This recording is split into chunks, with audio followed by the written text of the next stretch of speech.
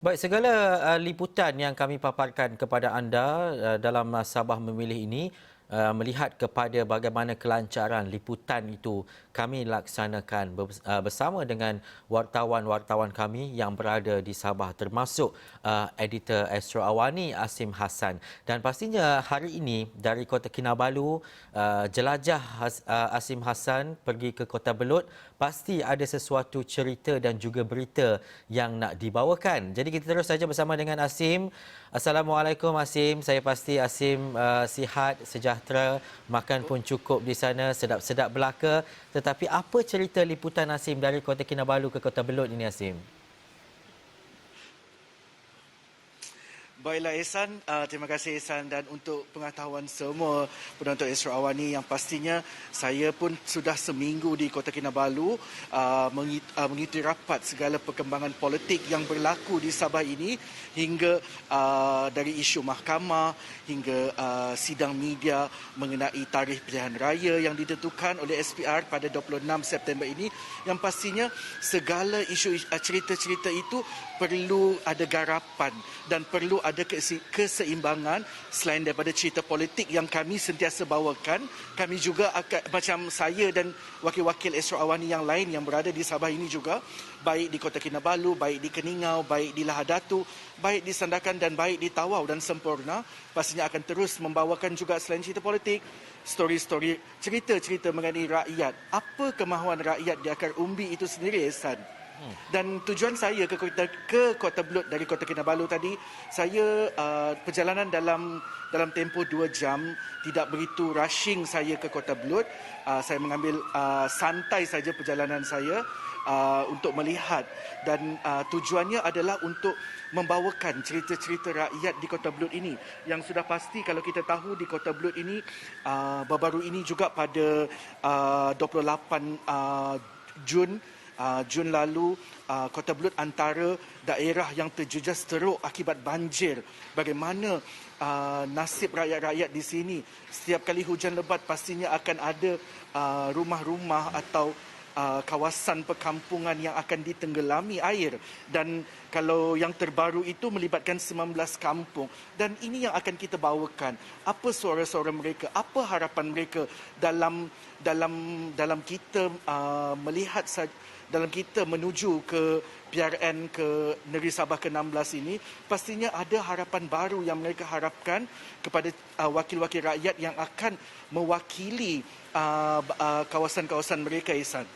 Dan Asim, Sabah ini bukan negeri yang kecil, banyak daerah dan juga tempat yang mungkin ada tempat-tempat yang Asim sendiri tidak pernah lawati dan juga kunjungi di Kota Belud khususnya. Tapi kalau kita nak buat perbandingan, mungkin ada dalam kalangan kita yang tidak mengetahui bagaimana geografi dan juga keadaan di Kota Belud. Adakah sama seperti di Kota Kinabalu? Bagaimana kehidupan di situ dan apa yang paling popular terutamanya di Kota Belud itu?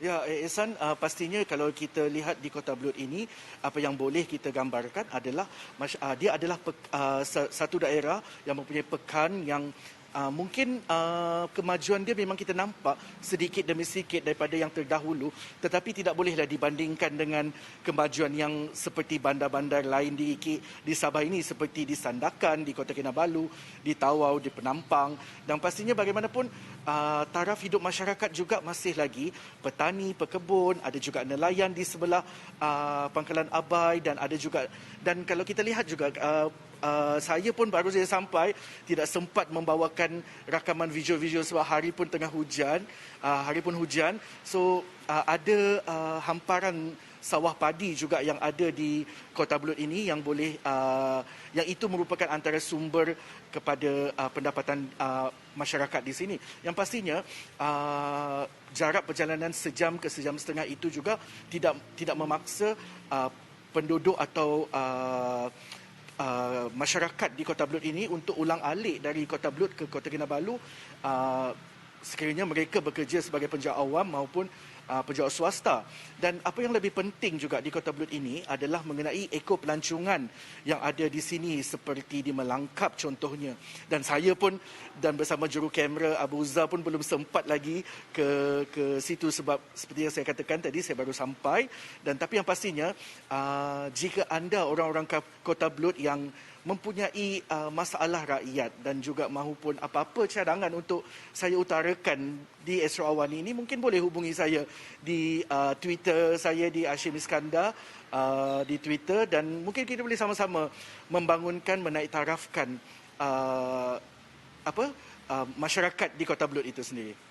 Ini dah secara terbuka untuk masyarakat dan juga penduduk Kota Belud untuk bertemu dengan editor Esra Awani, Asim Hassan di Kota Belud, dan dalam masa yang sama kita membantu menyuarakan apa yang dirasakan oleh masyarakat Kota Belud. Asim, secara ringkas saya nak tahu bagaimana mungkin pergerakan ahli politik terutamanya di kawasan-kawasan terlibat ketika dalam tempoh kita nak menjelang PRN Sabah ini. Ya, Ihsan, pastinya kalau kita lihat tadi laporan-laporan Esra Awani sebelum saya bersiaran tadi, banyak beberapa pemimpin telah pun mengadakan sidang media dan banyak yang turun ke kawasan masing-masing walaupun tiada senarai calon lagi yang diumumkan oleh mana-mana parti di Sabah ini yang untuk bertanding pada PRN Sabah nanti. Yang pastinya persiapan mereka memang ada di setiap kawasan itu. Mereka bersedia sekiranya dicalonkan, itu mungkin satu mileage lah kepada mereka sudah bekerja daripada awal. Tapi apa yang melihat kepada cerita politik, mungkin minggu ini dan sepanjang minggu ini pastinya kita akan dikejutkan atau didedahkan dengan senarai-senarai nama calon. Saya juga mendengar dari beberapa sumber yang menyatakan beberapa parti akan mengumumkan calon-calon mereka pada minggu ini atau awal minggu depan, dan because hanya ada berapa hari saja lagi, kurang daripada 20 hari, hampir 20 hari saya lagi sebelum penamaan calon itu pada 12 September nanti. Ya, Ihsan. Baik, terima kasih Asim Hassan. Cerita Asim Hassan tak habis di situ sebab kita nak tahu selepas ini berkaitan dengan Kota Belud secara khususnya, bukan cerita rakyat sahaja tapi dalam masa yang sama cerita politik, apa yang ada di Kota Belud dan mungkin suara-suara rakyat di Kota Belud untuk kita sampaikan menerusi Esra Awani. Terima kasih sekali lagi Asim Hassan, editor Esra Awani.